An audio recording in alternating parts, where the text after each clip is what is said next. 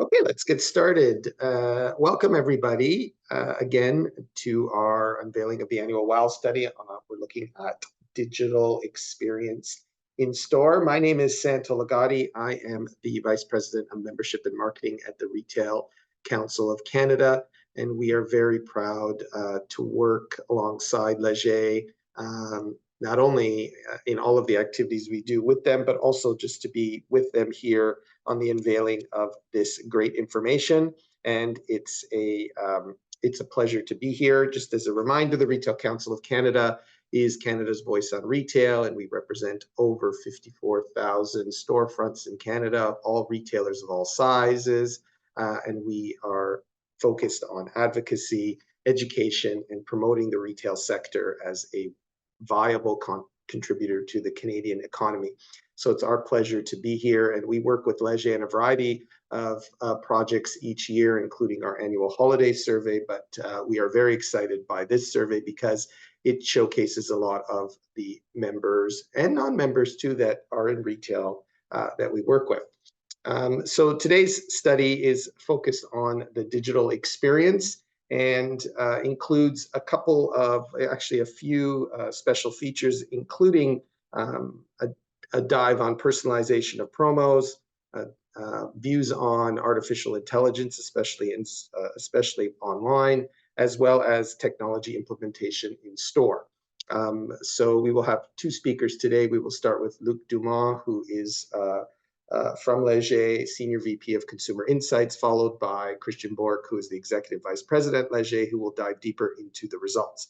So with that, I'd like to pass it over, because it's a jam-packed hour of information, to Luc. And just as a housekeeping, if you have questions, please put them in the Q&A, and there will be time to go through those questions that I will lead for both Luc and Christian at the end of the presentation. Thank you. Thank you, Santo. It's great to be here. Always very exciting to be part of this study with RCC. Christian, do you want to talk about the various studies that make up the WOW suite of products? Yeah, thank you, Luc. So for those of you who may have been with us on Tuesday over lunchtime when we presented the in-store experience study, you will have seen this slide. But for those of you who are new today, really the WOW is 4 major studies. The first one covering in-store customer experience. Our first 3 studies basically focus on sort of the importance of region. We know regional players are, in terms of retail, are very important. So while all 3 studies also will focus on major national players. So Tuesday morning, we presented the Quebec results. Tuesday over lunchtime, Luc and I and Santo presented the Ontario results, and the WOW West, which is our third study, focusing on sort of the winners in each of the different sectors of retail in those 3 key regions of the country. And that study basically looks at close to 350 different retailers that have storefronts across the country and in 25 specific sectors of retail. Now, today we're focusing on the digital experience. This fourth study is national in scope because, of course, you can be a regional player but sell in different regions of the country. So this one is regional in scope. But we'll also see some regional players who, I'll just give an example. For those of you in alcohol, if they answered questions related to the LCBO, well, all of those respondents were Ontario. The same applies for the SAQ in Quebec, but still it's a national study in scope. And we'll see in the methodology, it's sort of a fairly sizable study where we focus on 27 different sectors of retail, and some are also non-retail. You'll see insurance and retail banking in a few minutes as well. And of course, we'll start you off with the special feature, as Santo mentioned, on customization and AI in retail, whether online or in store. So, but before we get to that, we'll just focus quickly on the methodology for the WOW online or digital experience study that we're covering today. So over 16,000 respondents, 55 plus, across the country, were invited to participate in the study. And basically what we do is we submit, and in this particular case, over 272 different brands, and we say, which websites or apps have you used over the recent past in the following sectors of retail? And then people will click on all of the ones that they have visited, and we will randomly select 4 that they will evaluate in detail. It's close to 30 questions that we have per retailer that somebody will be asked to evaluate. Now, those 300 plus respondents that are part of the survey are not necessarily loyal customers. They're not necessarily people who actually made a purchase. You don't need to have actually sort of made a transaction to qualify in the study, because we know the importance of pre-shopping online to generate on-site visits. So basically, it's just a random cross-section of recent visitors to your website or that have used your app to deal with you as a retailer. Every year we do the data collection at the same period, which is basically between middle of October, in this particular case, into the first couple of days of December. So always following the same methodology. This is our 5th edition. We started this pre-pandemic, and that was a right decision, because we did see a lot of shifts and changes in online behavior during the pandemic. And now this is our 5th edition in presenting this national study. And without further ado, I'll pass it over to my colleague and friend, Luke, to present us our special feature for this edition. Thank you, Christian. So, last year we presented data on online advertising, especially in regards to overexposure and saturation. We saw last year that diversification of advertising channels, but also greater personalization of targeting and messaging made it possible to be more effective and improve the impact of one's digital strategy. Of course, as we are researchers, we keep our finger on the pulse of what's happening. So every year we look for new opportunities to deep dive into other topical issues. We wanted to take the personalization aspect a little bit further this year and find out how interested consumers are in sharing their personal information to basically benefit from a more personalized experience, which is really important for retail. Also, this is the age of AI. I'll be presenting some data on the most interesting technological tools for consumers, both online and in store. So first bit of data that's really interesting is that, on average, 71% of consumers believe companies use their personal information securely and confidentially, so responsibly, basically, to enhance their personal shopping or purchasing experience. That's pretty high, as most consumers are becoming increasingly accustomed to sharing certain bits of personal information. They're starting to understand the benefits of that. Primarily because they know that providing, for example, their postal code will help the retailers send them, again, personalized offers that are relevant to them, but also other bits of information that are relevant to providing that experience. There are differences in terms of sectors. That 71% varies by sector of activity, but also by type of company or company. Here I present the results by sector. The results per company are presented in the detailed WOW report. So the level of trust is highest for the companies in the following sectors: meal delivery, so good food or cook it, companies of that nature; financial institutions, which is really reassuring; retailers of pet products; alcohol and other substances, so SAQ or LCBO, for example; insurance companies, where we're actually used to providing a lot of personal information online; and pharmacies, for which is a category in which confidentiality is really a very sensitive issue. What does that mean for retailers? Well, if simply put, if you're in a sector where there's a high level of trust and confidence, and you're not currently providing those types of tools that allow you to provide a personalized experience, keep in mind that your consumers are likely to be think of you as a very trustworthy company when it comes to sharing their information, which provides you with an opportunity to give them a more personalized experience. On the other hand, level of trust is lower for online sites like Amazon, where, let's face it, we sometimes feel like we're being listened to or spied on. Fashion and jewelry is another one that has a relatively lower level of trust in that regard, and also electronics. So when we looked at the benefits of personalization that are most attractive to consumers, on average, 44%, nearly half of consumers we spoke to, would agree that sharing their personal information, would agree to share their personal information if it enabled them to receive more personalized offers or promotions based on their purchase history and on their profile. Again, this percentage varies from company to company, but overall, across all sectors, this is the most interesting benefit. So again, that personalization. After that, about 40% would accept to do that in order to improve or further personalize their online experience in general. So products that interest you are promoted to you, and information on the website might be differently organized to meet your personal needs.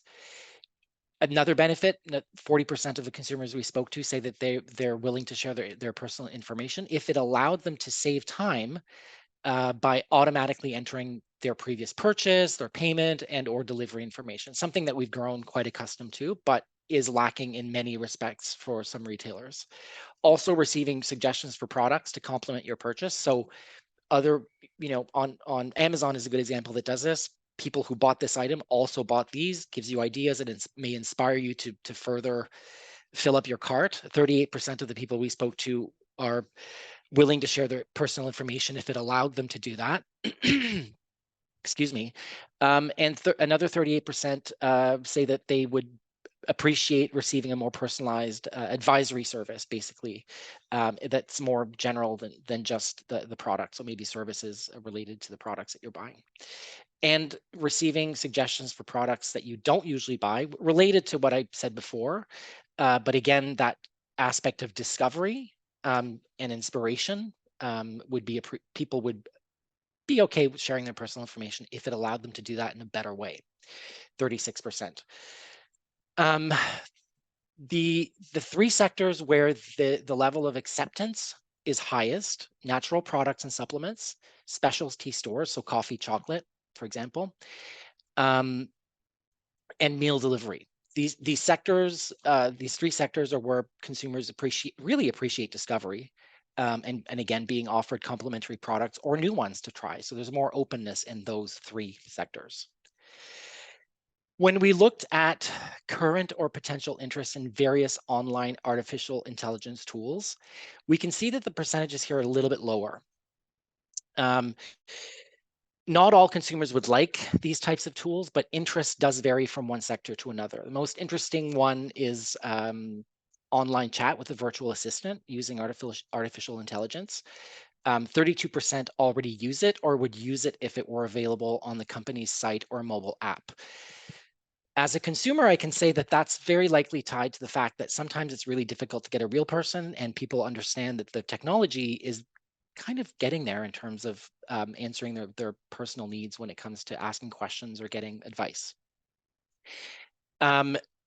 We also have 31% of the people we spoke to say that they would be okay with a short online quiz to help the site or the app identify products and services that might better meet their needs.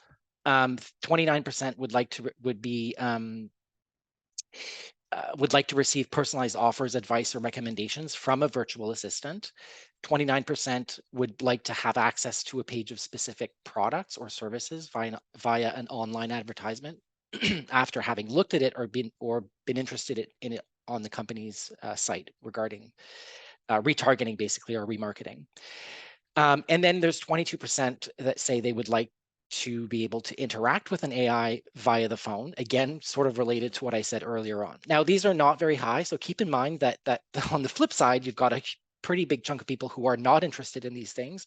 So having the right balance between the two is really important so that you don't forget the other part. And again, we have three sectors where artificial intelligence tools would be most widely used online: natural products, beauty, and eyewear. Surprisingly, in the eyewear sector, there's quite a lot of interest in using AI or having the benefits of AI to help book appointments or in-store visits, but also receiving recommendations or proposing new products. I guess people don't trust themselves when it comes to selecting eyewear that fits their face. So being scanned and being recommended something might work for these people.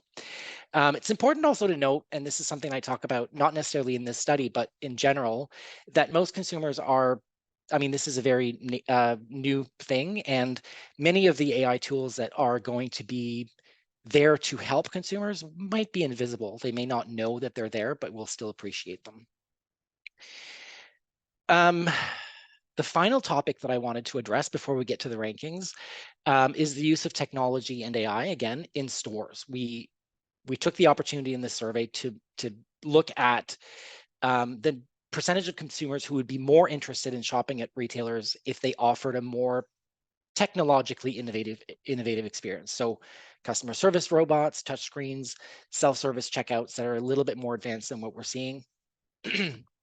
A third of the people that we talked to 31% show that they would be interested in these things. Now, again, on the flip side, you've got a big chunk of people who would not be interested, and therefore having not forgetting that the human factor needs to be part of the experience is really key. We assessed interest in 9 technological tools and new concepts. So one of them is access to products in a mobile boutique, vending machine, or kiosk. So those things that you see at airports, like a Best Buy vending machine. There's some, we measure the interest of that in the context of the survey. Also cashless stores, connected shopping carts, where you basically the products that you've bought are sort of automatically tabulated or added up in your basket and automatically added to your bill. There's measurement of that in the survey as well. Being able to make appointments with a salesperson or professional on site is also measured. Exclusive and personalized in-store promotional offers while you're in the store, like that's probably much more related to an app interacting with a store to provide you with suggestions and, again, inspiration. Click and collect is something that we measure as well.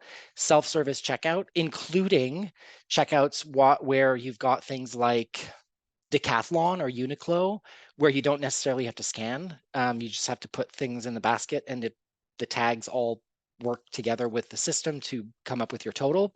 We measure that in the survey as well. Intelligent robots on the floor. So we'll see the percentage of that later. We've got measurement on that. Virtual reality as well to enhance or replicate the in-store experience. Could be either at home or in store. And touchscreens in general to get more information and, again, more inspiration. So if we look at, the most interesting one here is the self-service checkout that we're quite used to seeing. So about half of the people like it, again, which means the other half don't like it. So do not, if at all possible, do not go down the path of replacing every single person with a self-service checkout, because only half of the people are open to that concept. I've mentioned the self-service checkouts with chip technologies that I mentioned, Decathlon and Uniqlo. Those are part of that as well. Touchscreens come in at a close second, with the possibility, again, of obtaining more information on the products, their location in the store, things of that nature. So openness to that as well. Then we've got things like exclusive personalized in-store promotional offers while you're in the store. Again, interaction with an app of some sort, 39%, click and collect, 39%, connected payment systems, 35%. And then you've got some that are a little bit lower on the appreciation scale, let's put it that way. And I'll go right to the intelligent robot on the floor. Only about a quarter of the people that we've spoken to kind of are open to this idea. So it's so new, probably consumers don't really know what it means when we ask them that, or they've so rarely seen it. It remains to be seen how retailers will execute these things, if at all, and whether they'll be able to offer a really good service and experience for the consumer. So that pretty much concludes the special sections of the report. There's a lot more data in the reports that we deliver to our clients. I will now turn it over back to Christian to present the digital wow, the rankings according to the online experience. All right, thank you, Luke. I was recently served in a restaurant by a robot and found it quite funny, actually. So maybe we'll see them in our retail stores soon. So thank you for that. Now we'll move on to sort of our best in class in terms of delivering the best digital experiences in Canada. What's interesting is we haven't mentioned it so far, but what we're seeing in the data this year is the impact on price perceptions of shoppers and how it's having, I'd say overall, sort of a fairly negative impact on results. Out of the 272 websites or apps that we measure in the survey across the country, this year 50 were new. So we don't have historical data to see how their numbers are moving across time. And we're always looking to expand the study with its popularity. So 50 this year are new. But for those where we do have historical data, what we're seeing is that only 21% are seeing an actual increase in their digital wow score this year. So that's not a lot. Actually 51%, so the majority of the sites and apps that we measure in the study, 51% of them are seeing scores that are significantly lower than last year, and 28% are stable. So when we go through these results, half of the names that you will see actually don't have the same level of recognition by customers that they had last year. And a lot of that is due to the fact or the impact, direct and indirect impact of inflation and the cost of living crisis we're all going through across the country. What's interesting as well is when we look at the relative weight of the different variables that make up the WOW index, the actual relative weight of price on the overall model has actually increased for almost all sectors of retail this year. So what price is becoming more important, and evaluations on price are actually showing sort of a downward trend, and it's having an impact on a lot of retailers that are part of the study. But let's first look at what are these dimensions of customer experience, online customer experience, that we are measuring and that basically make up the WOW score. Now, overall, when we look at the data, the WOW digital model is based on everything before you actually make a purchase. We'll get into that in a second as well. So it's all about the visual, look and feel. Is the image of the company you're portraying online the same as the overall image of the company I know and expect when I get into the online experience? Are you able to sort of piggyback on all of the great branding in your company and actually make that online experience fit that brand image overall? Then we've got the actual product offering, the variety of products offered online. Am I making new discoveries when I come back to the website? And competitive pricing. This is, again, that variable that has much more importance this year compared to last few years and having a negative impact on overall scores. Then we have the actual shopping experience. Ease of navigation, ease of finding information that I need to make up my mind, the customization of the actual shopping experience, that you are showing me the product that I've bought in the past, and helping the shopping process from that perspective. Then we've got all of the help and support functions as well. The first one is, are the right tools there for making me autonomous when I shop online, that I don't have to go to a help function, that I can do what I want to do easily? The second one, and Luke talked about this, inspiration and advice. Anything that inspires a shopper usually is an incentive for that shopper to actually make that transaction or visit your store after pre-shopping online. Then we also have reviews, either by customers or by experts, but giving customers that chance to actually look at reviews before making up their minds about a product is also very important.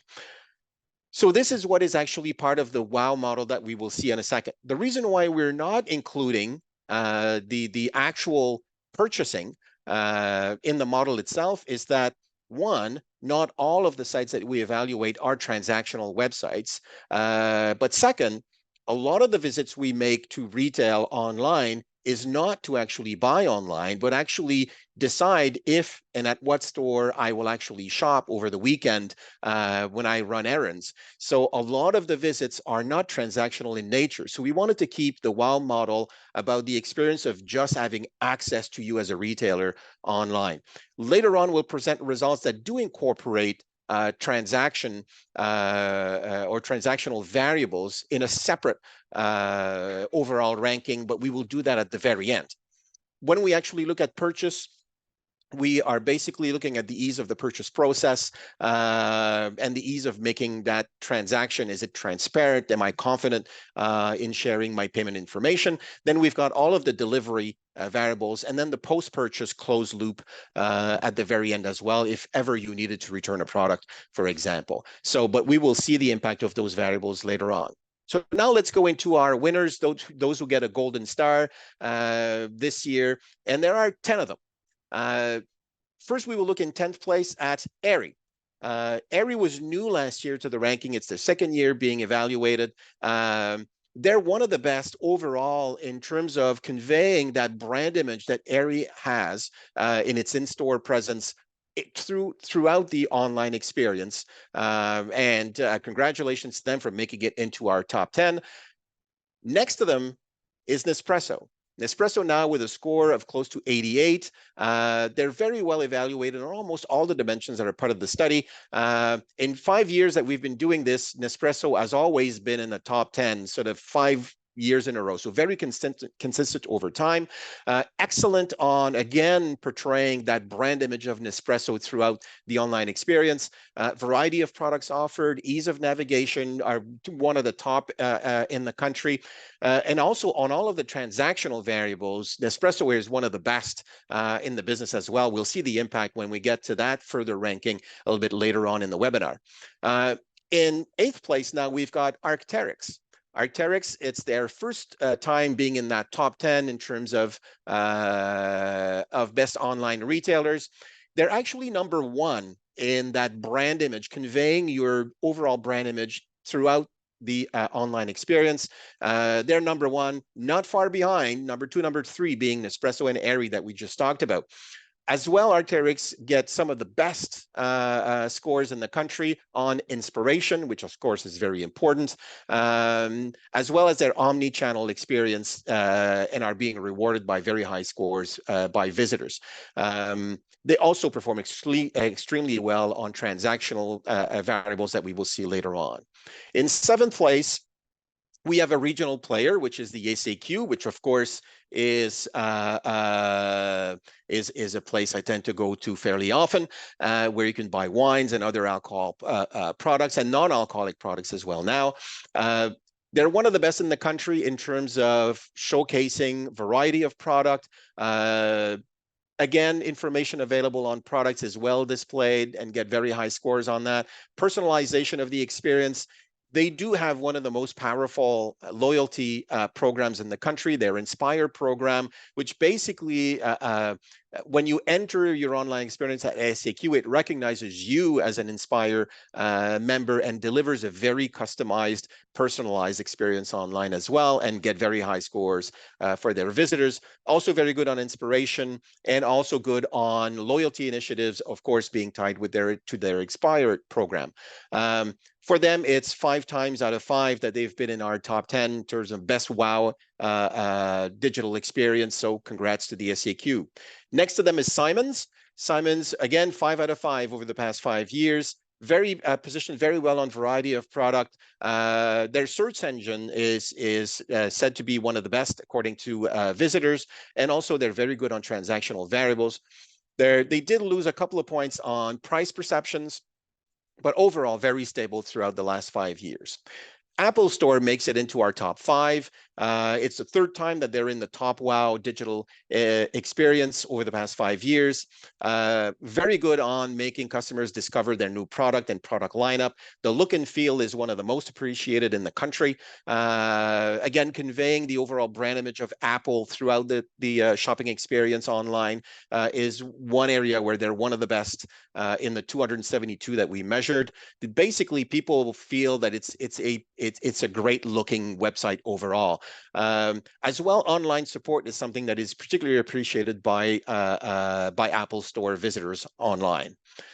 Now, if you go to in 4th place, we get into sort of our health and supplements category with Shop Santé, which is a regional player. They were first last year. They're 5th, or actually 4th this year, sorry. their score is actually trending a bit downwards on several of the dimensions we're measuring, but then a majority of retailers are showing a downward trend in scores. They're great on discoveries online. They also basically perform very well as well in terms of ease of navigation and finding the right information on the products they wish to purchase. And they are then in fourth place. A new player that we're measuring for the first time is Café Liégeois. They basically are in the business of selling coffee machines, if you wonder who they are. Fairly sort of niche, higher end. Great at positioning new products and discoveries on their website. Highly personalized experience as well. They get great scores on that dimension. As well, displaying customer reviews is something that they're very good at. And in terms of online support as well, they get one of the best scores out of all of the retailers that we measure in the study. In second place is Sage Natural Wellness. What's interesting is that if for those of you who were there on Tuesday at lunchtime, Sage was also #1 in their business sector and part of the best in-store web experiences. They're also now actually in second place in terms of online experience. So congrats to making it up there in the nosebleeds in both rankings, whether it's in store or online for sales for Sage. Sorry. Look and feel again is one of the best scores in the study itself. Variety, information seeking is something that they get very high and very positive valuations on, and they are #1 out of the 272 sites that we measure on ease of navigation. So congrats to Sage. And in first place, Lego.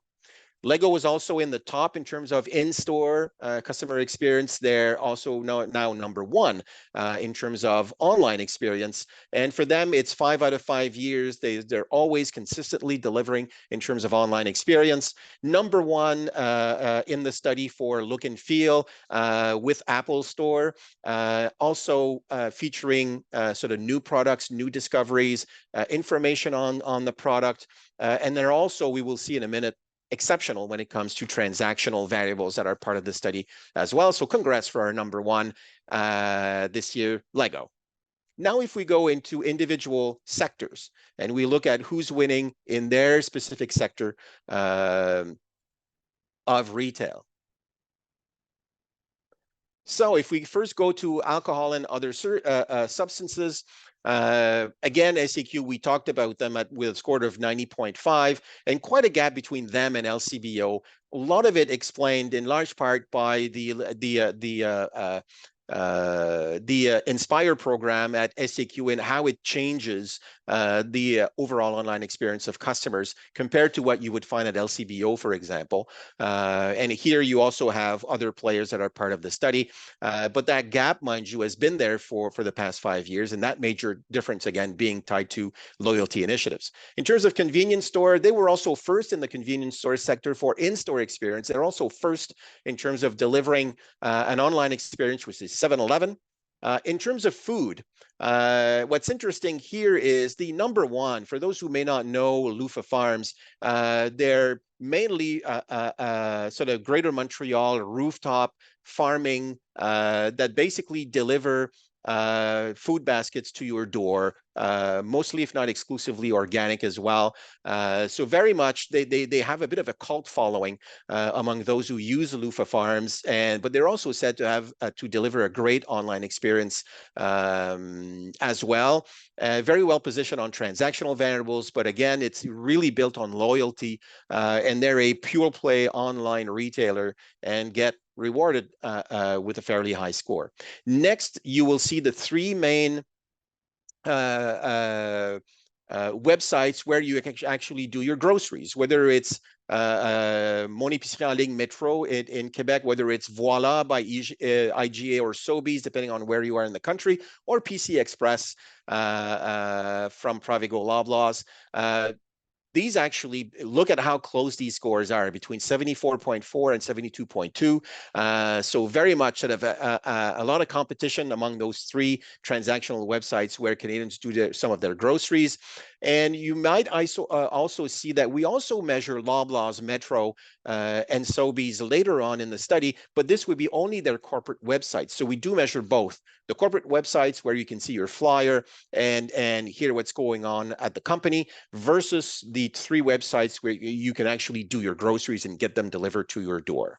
In terms of pharmacy, Rexall is number 1, but again, look at how close these results are between Rexall, Remedies RX, Well.ca, who was in first place last year, which is sort of a digital pharmacy. Now they're in 3rd place, but look at how close the scores are. So very a lot of competition at the top of the ranking.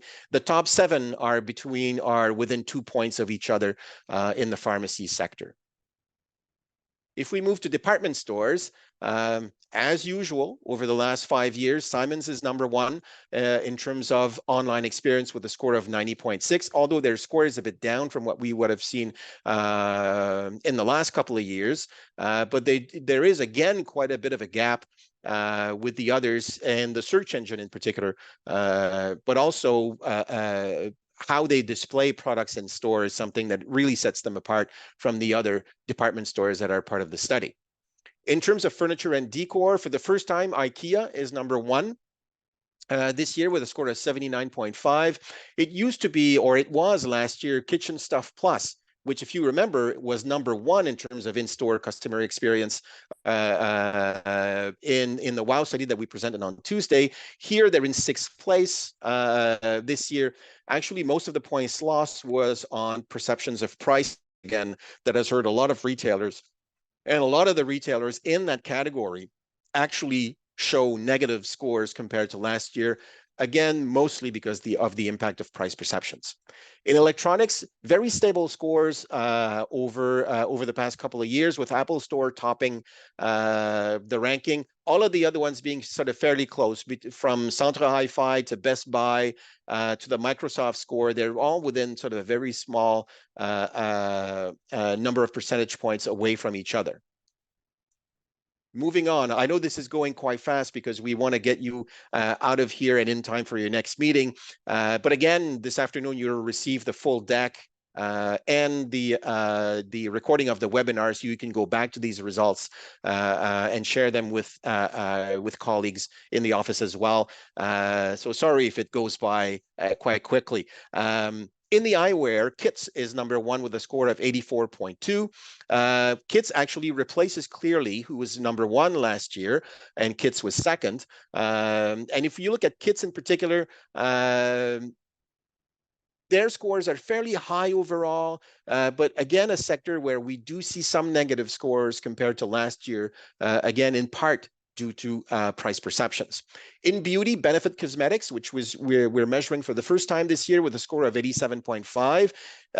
But again, customer expectations will be very high in this sector, because look at all of the following companies actually do get scores in the 80 plus. MAC Cosmetics, Yves Rocher, L'Occitane, Sephora, Lush, and even the other ones. If you go from Aesop to The Body Shop to Bath and Body Works, they all actually have fairly high scores. So again, this basically sets just how high customers' expectations would be if they're shopping for beauty online. In the jewelry section, Swarovski is first. But if you look at scores for all 3 of them are actually negatively impacted by price perceptions this year. All 3 have scores that are lower compared to 2022 last year.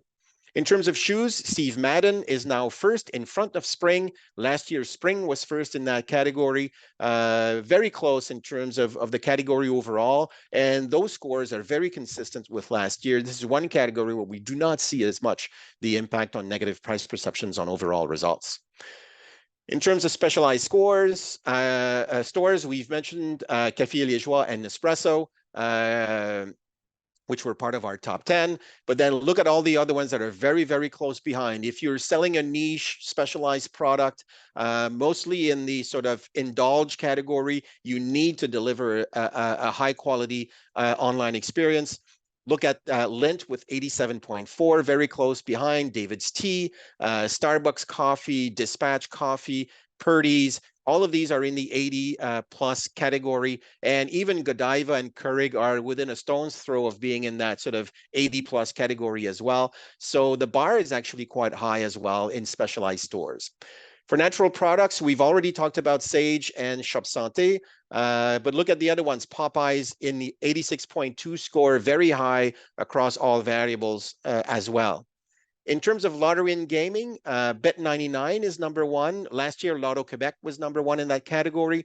Bet99, it's mostly on conveying sort of that brand image throughout the online experiences where they actually win over the other ones measured, making them first. In arts and crafts, consistently, Lee Valley Tools is above the rest.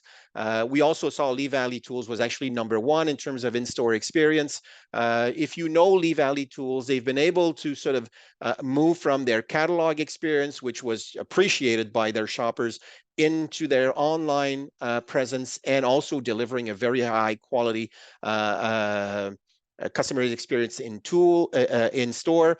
And Lee Valley Tools as well, sort of they have their loyal sort of followers who basically enjoy the fact that they're one of the best in terms of scores when it comes to how they present products and what informations they provide about the products they are selling as well. In toys and games, again, we've already mentioned Lego, which actually is number one with their score of close to 96. In sports and outdoors, we've measured Arc'teryx. They actually are in first place and replacing Nike, who was in first place last year. Again, very competitive in that industry, from Puma stores to Lululemon to Nike to Decathlon. These are all in the mid to high 80s in terms of overall scores, and everybody else in the category doing fairly well as well in driving a good online experience in sports and outdoors. In telco, it's actually Fizz in first place. One of the best in terms of price perceptions, also one of the best in terms of their online brand image and how people experience that brand image when they visit the Fizz website. So they're in first place in that sector. Canac, which is a regional player in Quebec, they're also number one in terms of in-store experience in the WOW that we presented on Tuesday. Number one here as well. They almost have a cult following in and around the Quebec City region where they're most present. In the meal delivery, very similar scores between Good Food and Cook It. Both are within the margin of error of each other in terms of overall scores. In pets, it's actually Mondu is in first place with a score of 83. They were in first place as well last year. Very, very close behind is Ren's Pets as well, with a fairly similar score in that category. And both of them actually, there are elements that set them apart from the rest of the category. A lot of it from Mondu is tied with their loyalty program, which is very appreciated by their shoppers as well. In terms of apparel, we've got Pennington's in first place, closely followed by Reitman's, which is the mother company of Pennington's as well. Uniqlo with a score of 80 is very close behind, and then you see all of the other players in that category, all in the 70s and into the high 70s for all of them in terms of delivering a positive digital experience. Aerie number one, we've already talked about them, in front of NYX, which we measured for the first time, but also gets a very high score of 84 in the lingerie category.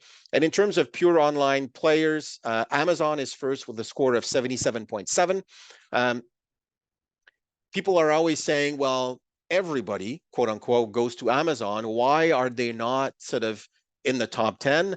They may be in the top 10, if not number one for traffic. However, because the WOW index is a lot about the pre-purchase experience, this is where they get their lowest scores, whereas they are one of the best in terms of the transactional components of the relationship people have with Amazon. So they are 54th overall in terms of, and actually rank fairly low when it comes to look and feel, for example, ease of finding information on products, and other dimensions where other retailers seem to be doing a better job if we actually look at the opinions provided by their shoppers. We also have sort of non-retail players as well. In the real estate category, Sutton is actually number one in that sector, followed by Centris. We also have the other players in that real estate category. In finance, Tangerine is number one. They were number one as well last year, with a bit of a gap over all of the major banks and credit unions in the country. But they're all fairly close to one another. Between CIBC and, if you look further down the ranking, down to Scotia, they're all within the same sort of bracket in terms of overall scores. And the scores in finance are trending a little bit downwards this year, even though, of course, price perceptions is not something that weighs in for their category specifically. In terms of insurance, Beneva is number one, but look again, very close scores between them and their followers in that category. Now let's move on to our combined scores, if you want. So basically, delivering that pre-purchase experience plus delivering the purchase experience as well. Here, what we publish is a top 50. There's a couple of reasons why doing this is not that easy. First of all, when we actually look at a cross-section of 300 visitors of pick any which one of them that you want, for a lot of them, there's a visit to the website, but not a purchase. So we wanted to have retailers where at least we've got 1/3 of visitors who are also buyers. So that's why we don't ask scores for 272 retailers across the country. And the second difficulty is, how do you weigh the impact of each of these dimensions? What we have is a relative weight of the dimensions that are pre-purchase. And we've also have the relative weight of purchase and post-purchase variables. And we basically combine the two to give us what we see here.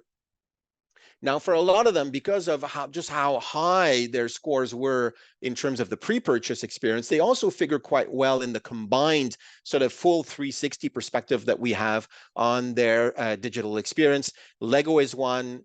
Apple Store is second. Shop Santé is still there. Simon's, Pennington's, Nespresso, Aerie, SAQ, Reitman's, which was actually sort of second in their sector to Pennington's, but given that they score well on transactional variables, actually puts them now in 9th place in the overall ranking. And Decathlon, actually, because of the quality of their purchase experience, actually moves them back into the top 10 in terms of overall experience. And you've got the scores for all of the top 50 that you see here. So some retailers will be better at the shopping experience component. Some will be better in terms of the transactional component of their websites, and the combined scores give us these results for the top 50. Of course, you will have more time when you get this deck this afternoon to sort of dive into the results. There's a lot more information relative to these scores in the final report of the study as well, but we wanted to give you sort of an overview of who makes it into our top 50.